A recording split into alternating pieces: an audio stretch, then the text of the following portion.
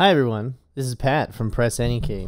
So I wanted to film this little video for everyone, and I guess I'll put the audio out on the podcast RSS feed. But so I wanted to talk about this movie called Smile that we just saw the other night, and we're not going to do an episode on it. And I'm not sure if anyone else has seen it, so I'm just going to talk about it by myself. I definitely think that you should check this movie out if you're into horror at all, because I went into this movie only having seen the trailer once, and at the end of that trailer I was like, how are they still making movies like this? I did not think it was going to be good at all. It looked like a bunch of those horrible titles that came out after The Ring came out that was like basically trying to be The Ring.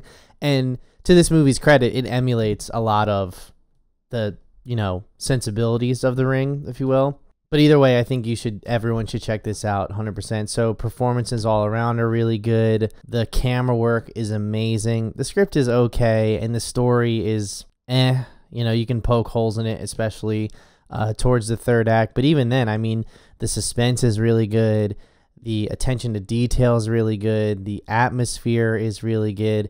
And not only that, it rides this fun line of not only is it serious and chilling and extremely gory in parts, it still has this nice little touch of camp, which means you can have a lot of fun with it. I know that my theater, people were screaming and laughing, and especially the jump scares. I was so happy to see a horror movie with loads of jump scares again. I feel like we've been getting a lot of this elevated horror, which I do like in a lot of cases. However, this time around, this wasn't really like a thought piece or something that leaned heavy into themes. Now, don't get me wrong, there is a lot of theme work here at play, and there's a lot of really layered storytelling, I guess you could say. It's not like Inception or anything like that, but there's different things going on, and yet it still retains that edge, that type of uneasy, really chilling tone. Once again, non-spoilers for anything, I think the third act of this movie is one of the scariest things I've seen in a long time. And although it finally goes for shock value, which was really nice to see, as opposed to being this subtle, what you don't see type of horror film, this was one of those horror films where they really do put it all out in front. Really real cool designs on a lot of stuff. And I don't want to spoil any of that stuff. So listen, I guess what I'm trying to say here is that